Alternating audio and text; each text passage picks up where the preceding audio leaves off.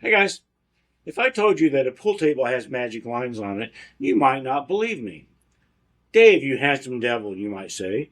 I don't believe you. I'm going to try to convince you that, at least in this case, I might be right.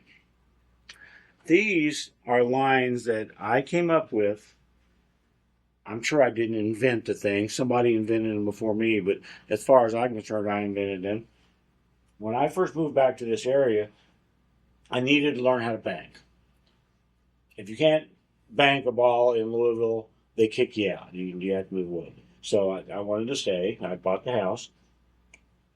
So I did a lot of experimenting and ran a bunch of stuff through my computer, spreadsheets and Visio diagrams and all of that. And I came up with these magic lines for banking at firm speed. When I was first trying to learn how to bank, I got very frustrated by all the instructional material that was out there. Books, videos, even a guy at the pool hall that knows more about it than me. They always said the same thing, which was, well, kind of wrong. They always made the same assumption that this is a photon and that cushion is a mirror, for example. And they always said that a ball going into this cushion, into any cushion, is going to rebound at the same angle, and that's how you figure out your banks. Problem with that is, it only works at certain speeds, and even then it doesn't always work. So, I'm going to try this photon mirror thing and put the 14 in at pocket speed. At pocket speed, sometimes a shot like this will go in.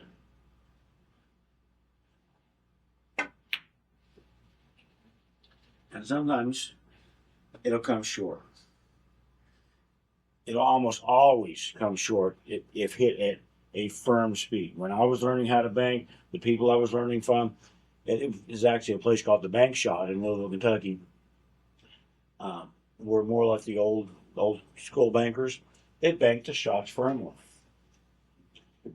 This was kind of like the era when tables weren't that great. They weren't that consistent. There was a lot of inconsistency in the tables, the rails, from table to table, even on the same table. So you'd bank them firmly to kind of even out those differences a little bit. And that worked, and that's how I learned how to bank, was bank firmly. But there was no instructional material. So I started trying to make my own stuff up. Come up with my own things, not really make it up. These are the 4 magic lines on a table. Now I'll get into why they're magic lines. This line here, which is 3/4 of this distance, and I actually bought anywhere on this line. Anywhere on this line. And I want to bank it into this pocket, for example.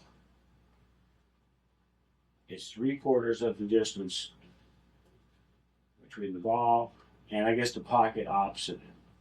So I can chop this distance in half, chop it in half again, shoot the 14 at that, along that line, at that point, at firm speed. Sometimes I do have to put a little bit of side spin, and I'm talking about that. And that's good. It's not the photon mirror pocket speed thing. It's firm speed banks. I'm gonna put it down here. It doesn't matter wherever I want to put it. I'm trying to keep it off of the seams that we tape a little bit. If I want to put it here, take this, chop that distance in half, chop it in half again, and that's the direction that the 14 has to go in. At firm speed, to go into the pocket. I could bank the 14 into this pocket instead. Now I'm chopping this distance in half. Chop this distance in half. Chop it in half again. Come over.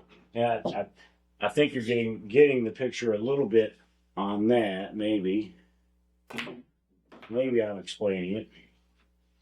If I want to be, well, I wanted to say stupid, but if I'm really desperate and I need to bank the 14 up here, it's still on the magic line. Still doing the same thing, 3/4 of the distance. It's a lot harder to figure out at this point. This 14 is 6.5 diamonds from here. So half of that is 3 1/4. 3 1/4. And then take half that distance again. This is like I said, I was desperate. Remember when I said that a few seconds ago? So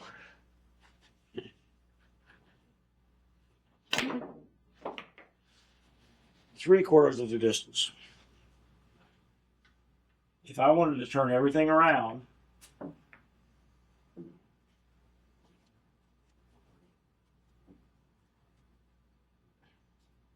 like this, now I want to bank the 13 in here, say. It's 1/2.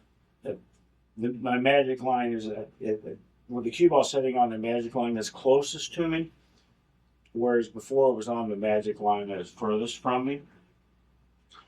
If it's the line that's closest, it's 1/2. 1/2 is what this distance. And that's kind of easy to see sometimes. I don't use this stuff anymore. It's all just, when I was starting out, though, I thought it was pretty cool and it was useful. Nowadays, I just bank by feel for the most part. Almost all good bankers just bank by feel. If it looks right, they shoot it. If it doesn't look right, they don't shoot it. No matter what the numbers or whatever say, if it doesn't look right, they're not going to shoot it.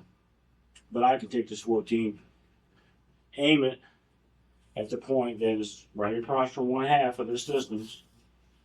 If I say 14, I meant 13. I was just seeing if you guys were paying attention. I think I might have fouled that shot. Maybe you get the picture, maybe you don't. If I want to bank the 13 down here this way, much longer distance, you can still find half the loop. Let me line it up with these so it's easier to do the math this time. I can still find half of 5 diamonds because it's 2.5 diamonds. So right there, come over, pretty much right on the line. Firm speed, no side spin. Sometimes I do have to put a little bit of outside English on these shots. And the reason that I have to do that is these numbers that I came up with or that my computer spit out are all assuming that the center of the object ball is going to be contacting this nose of the cushion, but it's not. Only the outside, only the edge will be contacting the cushion. And unless you're King Kong, I'm not, I'm Dave High. So sometimes I have to put a little bit of running English on the object ball to get it to open up. And I can tell that pretty quickly because balls just keep going short. So those are the crosses. The cross corners, the cross side. If I'm going to go straight back, it's the same kind of things. So let's put the 13 on this magic line. And I want to bank it back to here. This is the magic line that is closest to me. This is the one that is furthest. So this is the one that's closest, so it's 1/2. Take half of this distance, which looks to be about right there. I have to remember where that is now, because I can't do my whole cue thing. Looks like about right there. Aim at it. Firm speed. No side spin. Loose for now. Because I may have needed just a little bit of side spin. Or I may have mishit it. I have old eyes and the ball was 6 feet away. Or the rail was 6 feet away. You do the same thing. If wherever it is, it doesn't matter. I think I keep setting it up in the same place. As long as I can hit it reliably. If I would have banked a 13 here this time, take half this distance. And go in about right there. About right there. I don't think the shim of that pocket's in my way. Not quite. Just half the distance. If If the 13 is down here on this magic line, that's the magic line that's farthest from me. It's 3/4 of the distance. Wherever that ball is, I got to take 3/4 of the distance. If I want to make a 13 here, take 3/4 of this distance. Chop that in half. Chop it in half again. Point at it. Pretend that I'm tall and I can reach it more easily. Firm speed. I'm going to try it with no side spin again here. Yeah, so close. Approximation stuff. If I wanted to go into this pocket from anywhere on this line, it's still going to be 3/4. 3/4 of the distance. If I'm way the heck over here and I want to put the 13 there, 3/4 of this distance. Find this 3/4 mark. So this is about half, and this is about half again. So it looks to me like I need to put the 13 about right there. And again, I can kind of see this just from looking at it anyway. That looks right. But when I first started doing this, I couldn't do it just from looking at it. I'm jacked up. That's going to affect my ability to aim squarely. I wish I knew a system for this shot, because I make the up and down Z shot quite a bit. In that case, whatever, I was elevated and all that fun stuff. These are the magic lines on a table for banking. I think it's just a mathematical oddity, I guess. And you may play, entire matches and never have an object ball on one of these magic lines. And if you do, you may not have the cue ball someplace where it's reasonable to do anything about it. But it can kind of be useful and kind of fun just to look at, I want to bank it here. This is the near magic line. So I'm going to take half of this distance, which is about right there, looks like. Right there. Half this distance. See if I can put this in.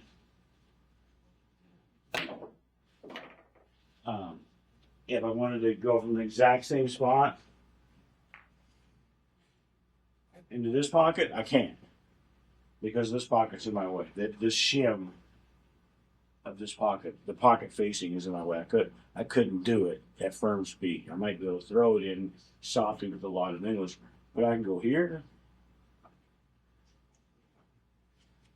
I think I might be able to go cross-sided into this pocket. Yeah, I can go cross-sided into this pocket. Half the distance between these two things here. Aim the ball at it. Firm speed, no English. Don't put any action on it. Remember when I said no English like 5 seconds ago? Don't put, when I say no English, don't put English on it. So, anyway, I think it's kind of cool. Sometimes it's even useful. But usually it's not, and I just think it's kind of cool.